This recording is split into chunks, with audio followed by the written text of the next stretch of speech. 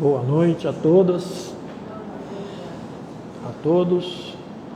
Que o Mestre Jesus possa nos abençoar, nos envolver com suas vibrações de paz e amor, para que nessa noite, estudando um pouco mais a doutrina espírita, consigamos reunir condições de entender melhor os ensinamentos do Mestre, amado Jesus.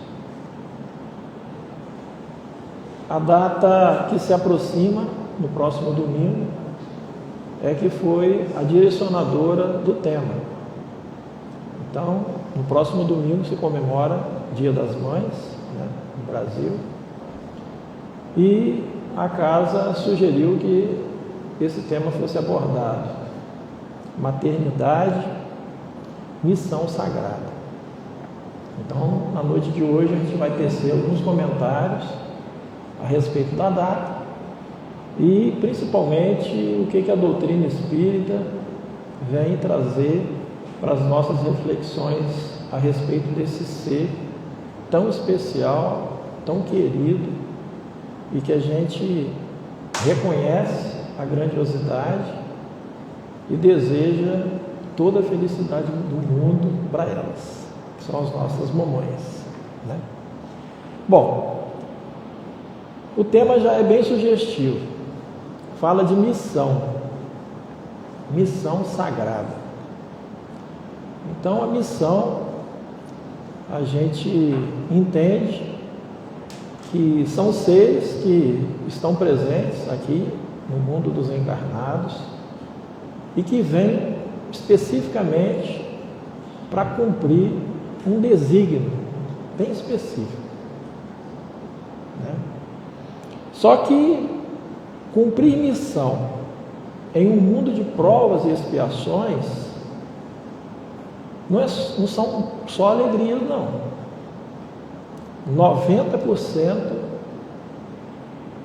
são situações que exigem uma conduta de aceitação, de abnegação e de amor profunda. Porque o que ocorre na missão da maternidade são situações de convívio com seres imperfeitos. Então, as mães realmente que vêm com essa tarefa, todas, sem exceção, todas as mães vêm com essa tarefa designada por Deus, porque faz parte do mecanismo da reencarnação. É necessário a presença materna para que os espíritos que vivem, que têm vida no mundo espiritual, adquiram um corpo material com uma durabilidade de um tempo, de uma existência, para realizar o seu processo evolutivo. Então, esse ser que é necessário nesse processo do mundo de provas e expiações, vai estar aceitando esses espíritos, que, como nós vamos ver hoje, muitos deles, em sua grande maioria, desconhecidos, os aceitam e permitem que eles adquiram um corpo e façam a sua tarefa evolutiva. Não é só isso.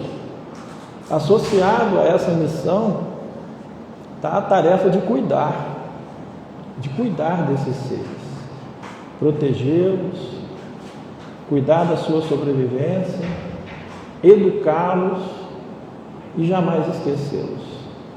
Então, realmente é uma missão difícil, muito difícil, mas que serão reconhecidas de forma muito prazerosa quando chegarem no mundo espiritual. Então vamos lá. Inicialmente, nós vamos tentar entender a origem histórica dessa data, né?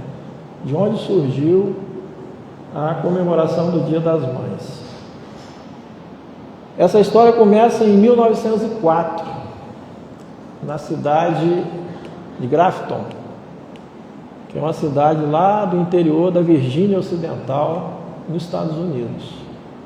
Uma jovem chamada Anna Jarvis, não sei se a pronúncia é essa, mas vamos chamá-la de Ana, ela nutria um amor profundo por sua mãe.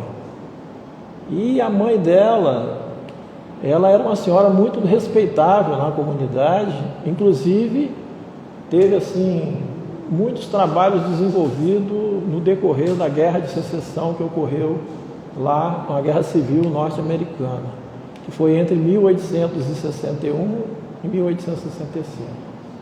Então a mãe dela estava prestes a desencarnar e ela prometeu lá no leito de morte para a mãe que ela ia fazer um movimento para homenagear a maternidade, porque ela via na mãe uma pessoa assim muito dedicada ao ser humano.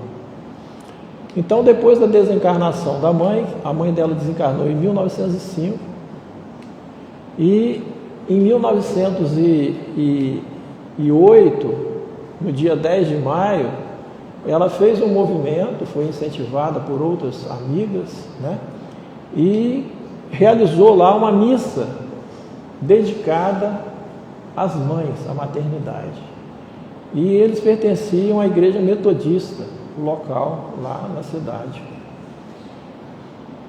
E ela fez uma coisa interessante, que ela levou 500 cravos brancos para simbolizar o amor, a ternura, né, a gratidão dela com relação ao efeito da maternidade.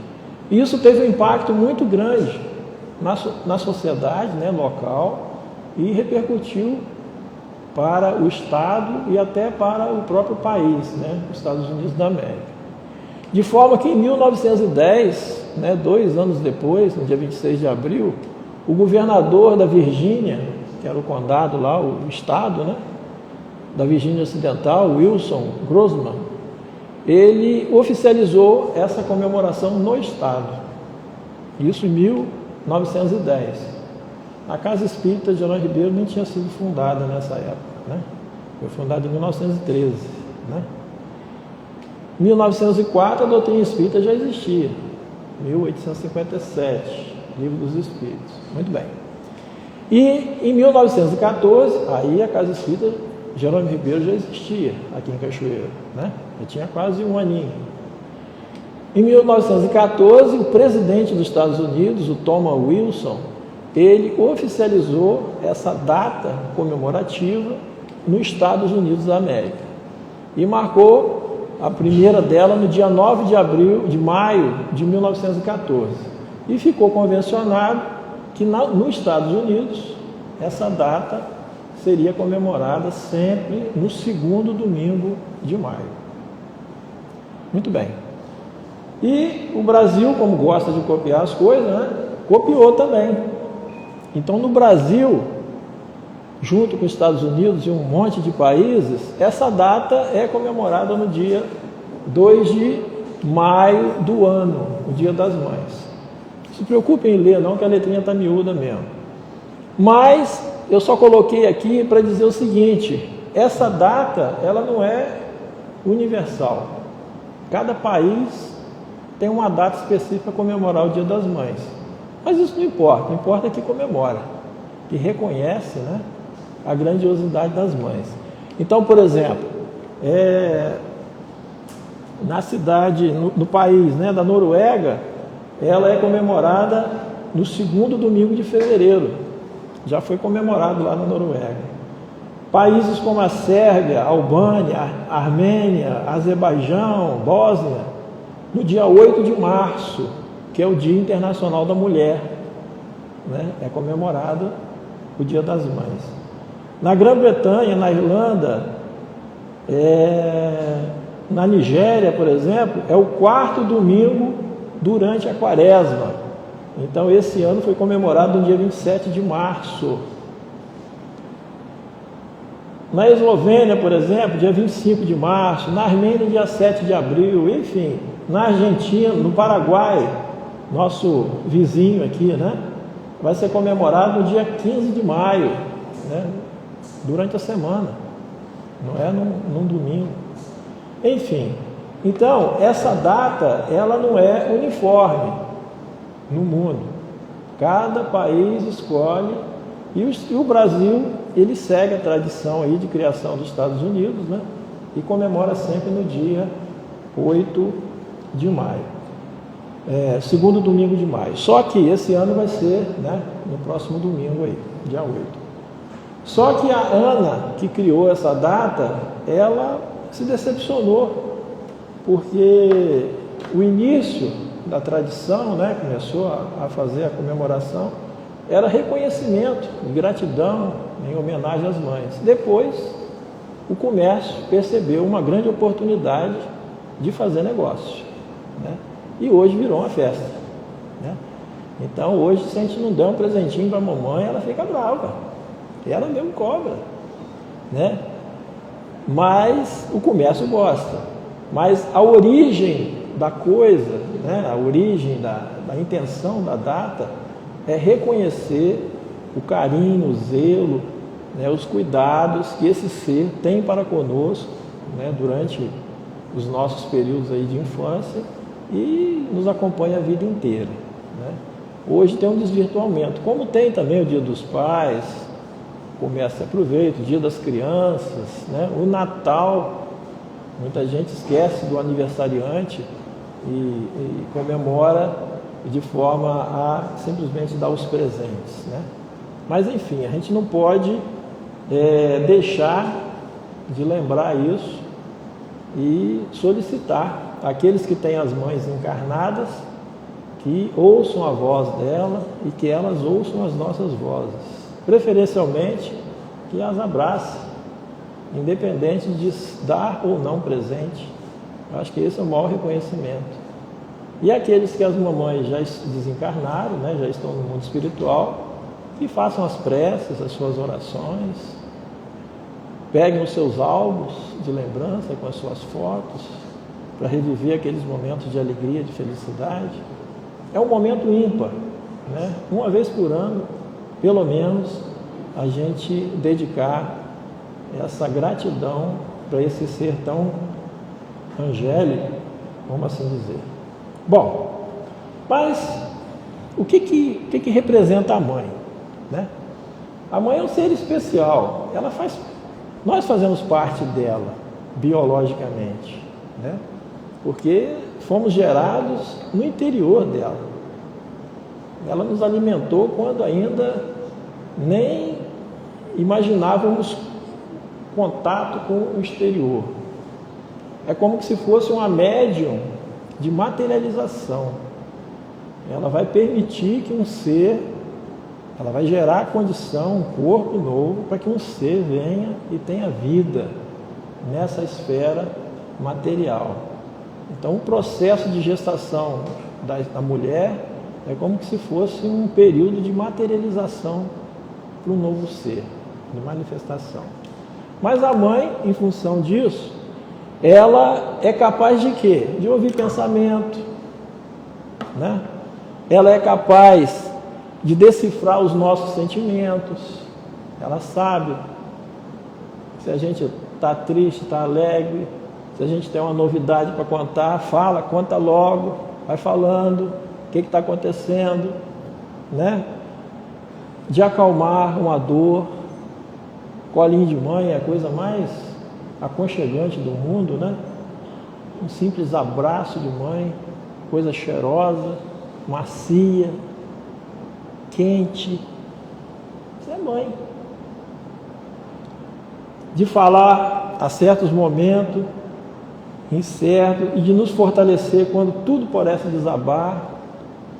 Então é o nosso anjo de guarda, é o nosso anjo da guarda.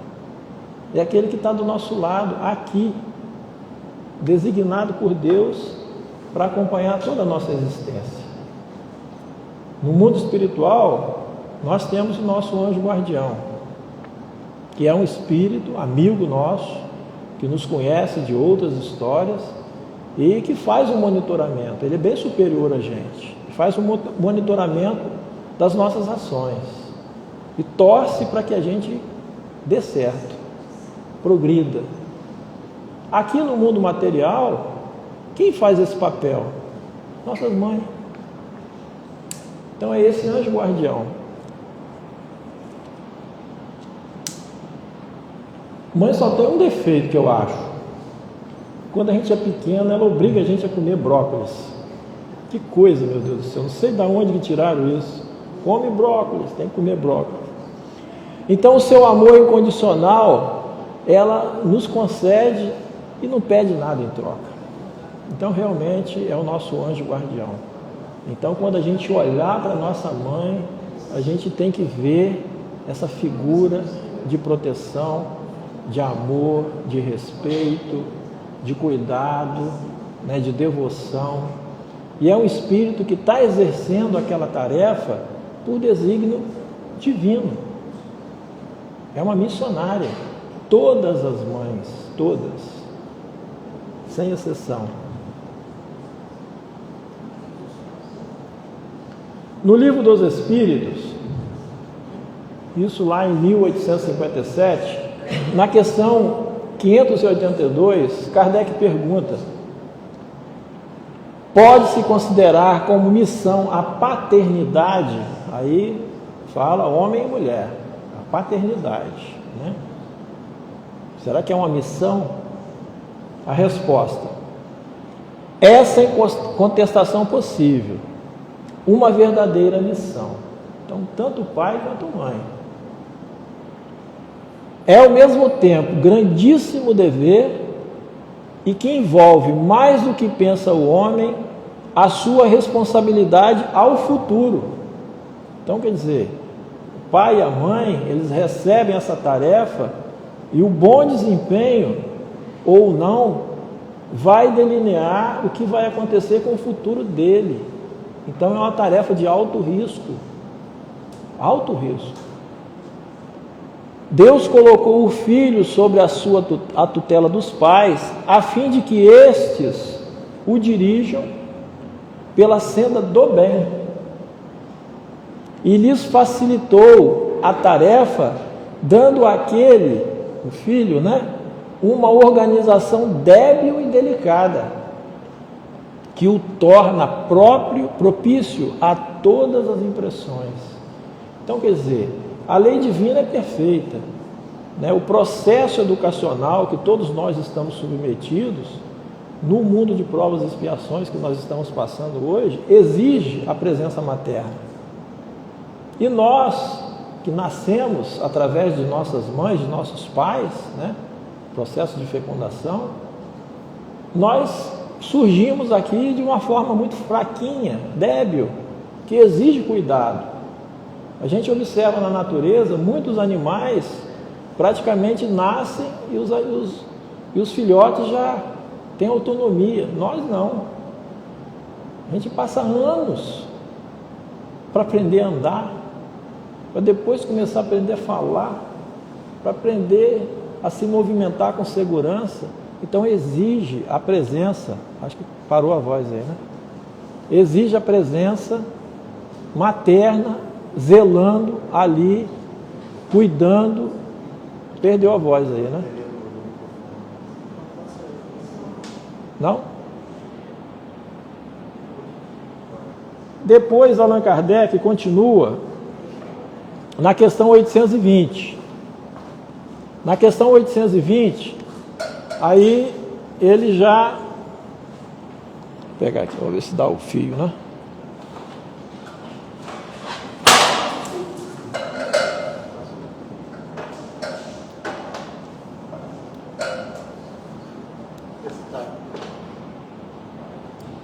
Falou?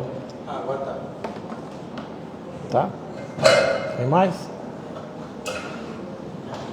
Kardec, na questão 820, ele já direciona para o lado feminino. Então ele pergunta assim, ó: a fraqueza física da mulher não a coloca naturalmente sobre a dependência do homem? Olha a resposta.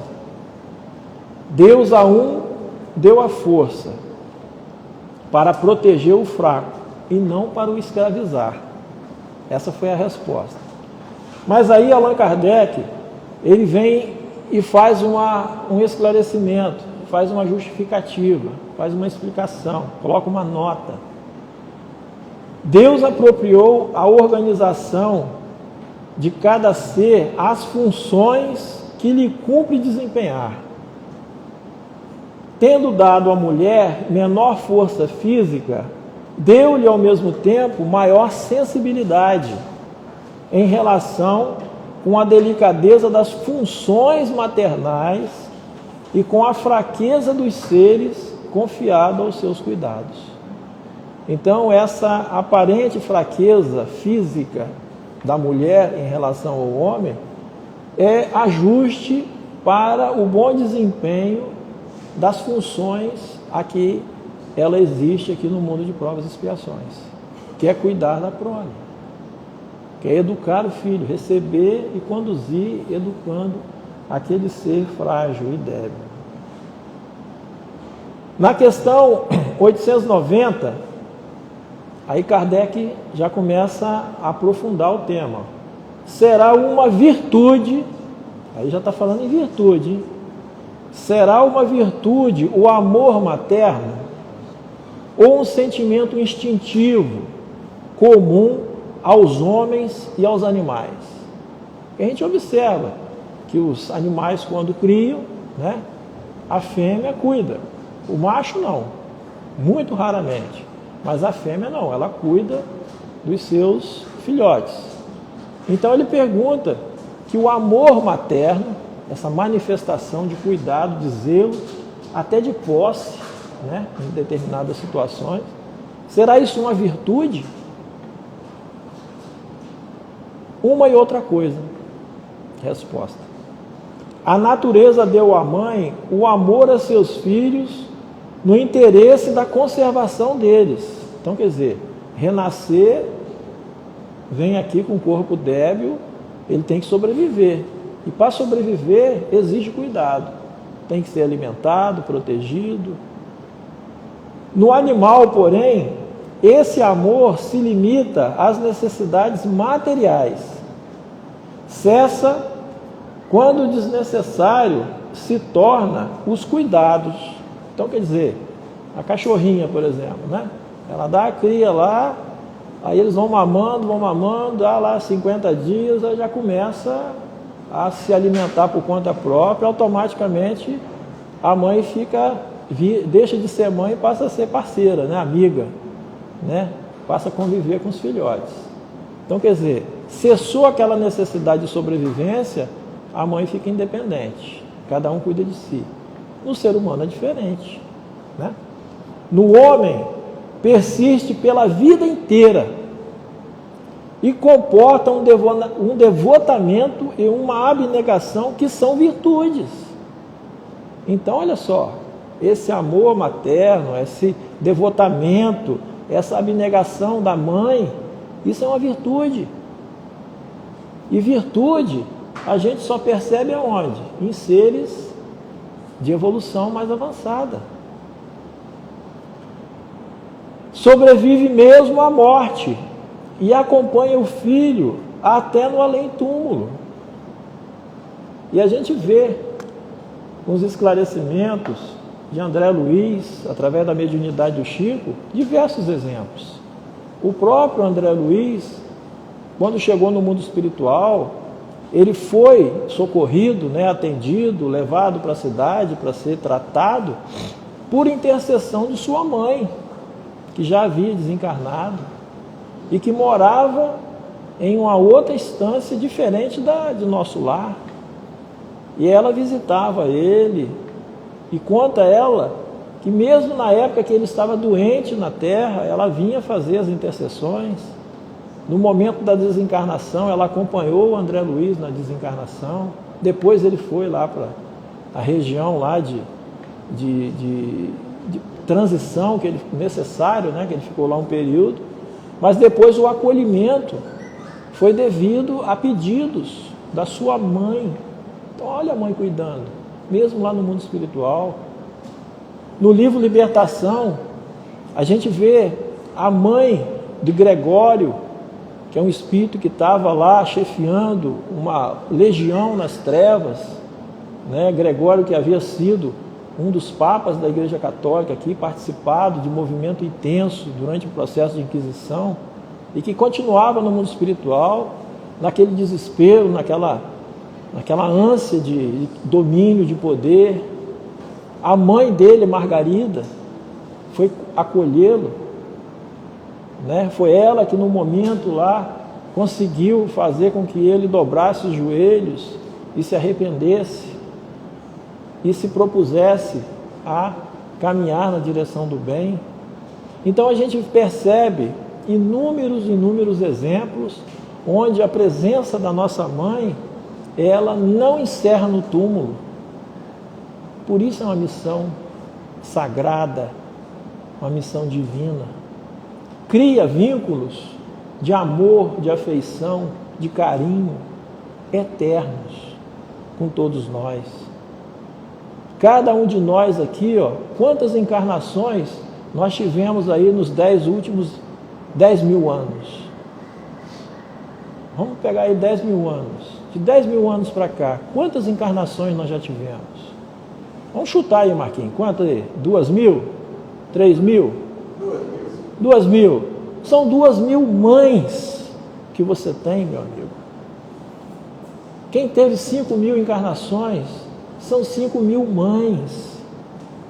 São 5 mil espíritos que gostam da gente, que querem o nosso bem.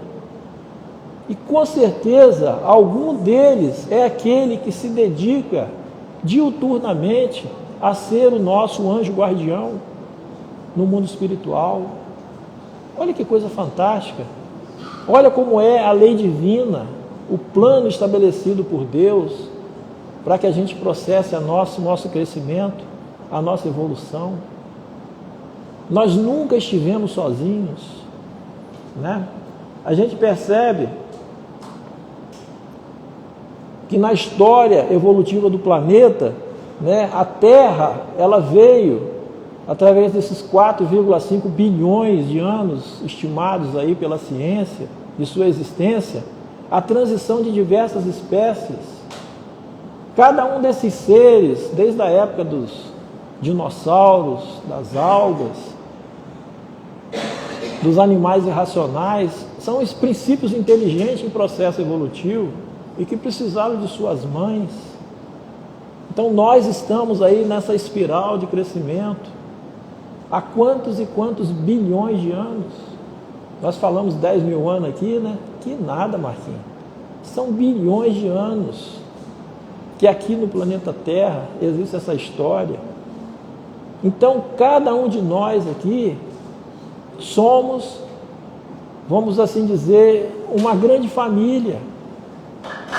Tanto que no budismo, né, eles ensinam que a melhor maneira de você se relacionar com o seu semelhante é encarando ele como se fosse a sua mãe, tratá-lo como se ele fosse a sua mãe, com respeito, com dignidade, com consideração, com amor.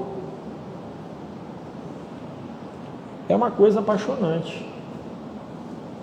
Continua Kardec na questão 891. Estando em a natureza o amor materno, como é que há mães que odeiam os filhos? A gente sabe disso. E não raro, desde a infância destes. Então, tem situações, né, em que a gente toma conhecimento de que tem mães que não gostam do filho, muitas delas abandonam as crianças, né, doam, enfim, né? Aí os espíritos respondem: às vezes é uma prova que o espírito do filho escolheu. É uma prova. Nós vivemos num mundo de provas e expiações. Ou uma expiação. Ou uma expiação. Se aconteceu ter sido mau pai. Então, paternidade e maternidade é uma missão. A gente pode falhar? Pode. Né? Essa é uma falha. E se falhar? Depois a gente vai ter que provar ou expiar essa falha cometida, lei de causa e efeito. Ter sido um mau pai, ou uma mãe perversa, ou um mau filho, noutra existência. Em todos os casos, independente se foi mau pai, mau filho, mãe perversa, em todos os casos, a mãe, aquela que está praticando aquele ato de abandono, não pode deixar de ser animada por um mau espírito. Ou ela está numa fase ainda bem rudimentar, inconsciente, que ainda não desenvolveu a ternura, o amor, ou está sendo influenciada por um espírito que quer prejudicar aquela criança, que procura criar embaraços ao filho, a fim de que sucumba na prova que buscou. E Kardec, os espíritos continuam. Tá? Então existe essa situação. E aí, o que acontece? A gente ouve muito sobre a questão das programações para reencarnação. Programações para reencarnação, né? Nós aqui, quando vamos nascer, passamos por um processo de programação. Isso é coisa rara. Isso é coisa rara. Vamos supor, hoje nós temos quantos bilhões de habitantes no planeta? 8 bilhões, né? 8 bilhões. Vamos estimar rapidamente que a gente tem uma vida média de 80 anos. Estou levantando, né? Sarrafo, vamos assim dizer. 80 anos. Então, isso significa o quê? Se a gente colocar num equilíbrio a quantidade que nasce e que morre, né? Para permanecer 8 bilhões de seres, né? Dividindo 8 bilhões por 80 anos, dá 800 mil, 80 milhões por ano de seres que nascem e desencarnam. Se a gente dividir 80 milhões por 12 meses, a gente vai ter uma quantidade de pessoas que nascem e desencarnam por ano. Dividindo por 24, por 365 dias, dividindo por 60 minutos, por 60 segundos, em média, a cada 4 segundos, a cada segundo, 4 renascimentos ocorrem. 4 pessoas estão nascendo, 4 pessoas estão morrendo agora. 4.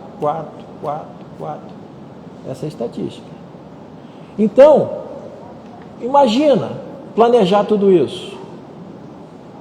Quantos institutos de reencarnação teriam que existir no mundo espiritual para dar conta de tudo isso?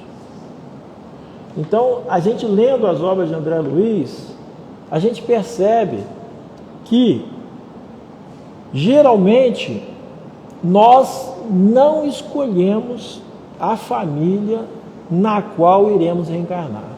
Isso aí é a grande maioria. Bem como o papel a ser desempenhado no grupo sanguíneo. A grande maioria é a primeira vez que está naquele grupo. Isso é a grande maioria. No mundo espiritual, tudo está enquadrado na lei dos méritos. Quando o espírito possui um número relativamente extenso de créditos, ele pode permitir-se programação de determinadas experiências que sejam de seu interesse, inclusive reencarnar no grupo familiar o qual se identifica, embora isso não represente a maioria das situações, antes constitui uma exceção à regra, essa programação. Portanto, na maioria das vezes, os mecanismos reencarnatórios são acionados mediante retornos automáticos. Retornos automáticos. Os espíritos medianos estão incursos nesse modelo de renascimento, que somos nós, que propicia a formação da maior parte das famílias. Então aí tem dois aspectos, né? O primeiro, a mãe. A mãe recebe, não é um ente querido, não, é um ser desconhecido. Aumenta a responsabilidade. Na grande maioria dos nascimentos hoje no planeta Terra, a mãe está engravidando de seres que ela desconhece, que ela simplesmente aceita por fazer parte da programação divina. Então, por isso que é uma missão sagrada. Aumenta o mérito para ela. Aumenta o mérito. Mas existe a programação? Existe.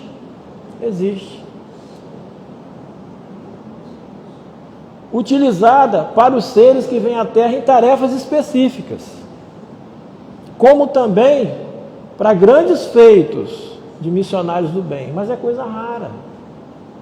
Coisa rara.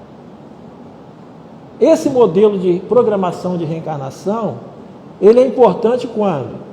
Para os que retornam no cenário da vida com uma longa duração de dificuldades. Então são seres que vêm para espiar, na sua grande maioria. Aí sofre planejamento. A gente vê na obra de André Luiz o caso de Sigismundo, que é um ser, né, endividado e que houve um planejamento. Como vê também no nosso lar a mãe de André Luiz se despedindo dele, falando que tinha que renascer para acolher as duas amantes do ex-marido dela como filhas. Olha só a abnegação, ela estava planejando isso, né? Ó, sofrimento no seu projeto existencial, que constitui uma proposta reeducativa de alto impacto. Então, quando tem alto impacto, tem programação, tanto para o bem quanto para a expiação. Nesses casos, os pais são apresentados ao futuro filho antes mesmo da concepção. Então é feito um planejamento, a fim de que tenham ciência do que ocorrerá na estrutura familiar.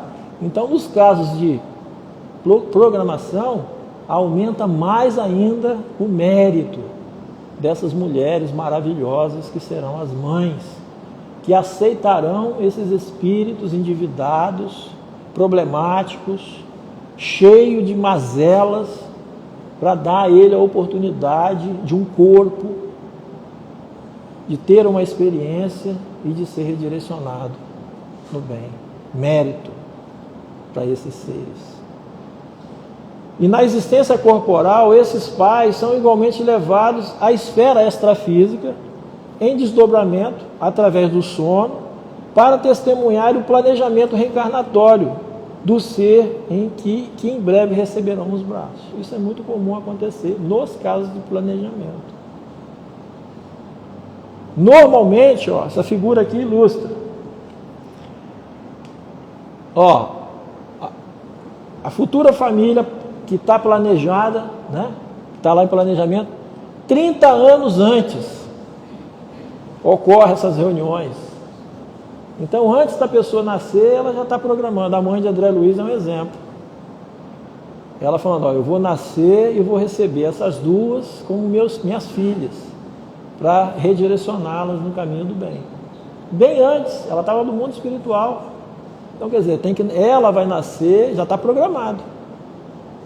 Vai adquirir a idade, vai casar, vai ter filho, aí vem os filhinhos, que está programado lá 30 anos atrás. Aí depois vem toda a escolha do corpo, para as provações ou expiações que aquele ser que vai nascer vai ser submetido. Tudo isso aí é impulsionado, escolha dos cromossomos para formar o corpo. E a mãe, ciente de tudo isso, simplesmente acolhe aquele espírito. Acolhe no seu interior. Faz a doação de amor para aquele ser. Quantos e quantos de nós, no passado, já nós estivemos nas trincheiras do mal e fomos acolhidos pelas nossas mães, redirecionados, melhoramos. Hoje estamos numa condição melhor graças a essas mulheres que nos aceitaram em existências anteriores. Aí vem, nasce a criança, o contato, vem o nascimento, a fecundação, o nascimento, e aí o direcionamento. Não é simplesmente dar o corpo, não. Quer dizer, a aceitação faz parte da missão, mas ela se complementa no decorrer da vida, pela eternidade. Por isso que mesmo depois da morte, a mãe cuida daquele ser que lhe foi confiado, né? A questão 892. Quando os filhos, aí já é o contrário, quando os filhos causam desgosto aos pais, então quer dizer, deu errado, nasceu, foi acolhido, foi educado, mas alguma coisa saiu errada e ele só traz desgosto dos pais.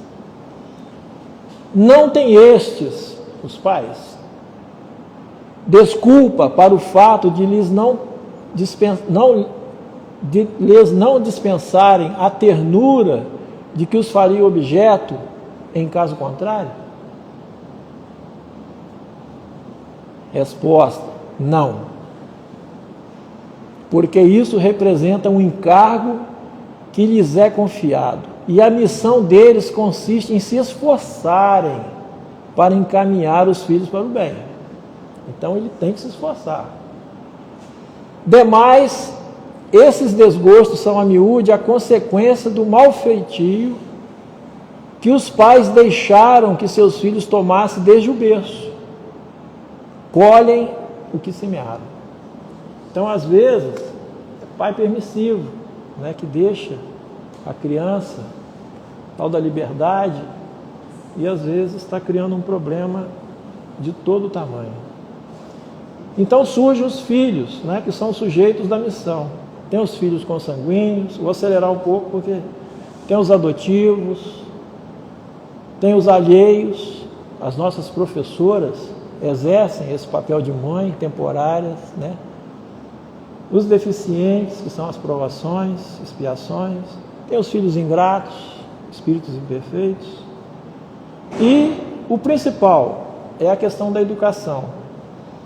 Então, a doutrina espírita vem mostrar para a gente que a criança, ela não é um adulto miniaturizado, nem uma cera plástica, facilmente moldável. Ela vem com o quê? Trata-se de um espírito em recomeço, momentaneamente em esquecimento de realizações positivas e negativas, que traz das vidas pretéritas empenhado na conquista da felicidade. Então, ele tem a tendência dele, e a mãe e o pai, eles têm que intervir, essa é a missão. Redescobrindo o mundo e se redirecionando, tende a repetir atitudes familiares em que se comprazia antes ou através das quais sucumbiu. Então, é o processo, é a inércia. A gente tenta copiar aquilo que a gente é.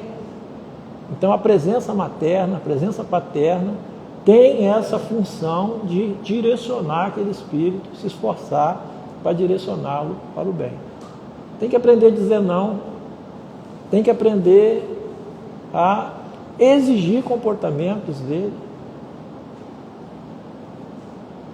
E o campo de trabalho? O meio social, é a regra do jogo. Olha o que a mãe encontra. Ela encontra um ambiente de aborto, né? Alguns países aprovam, o Brasil ainda não, mas estão tentando, né?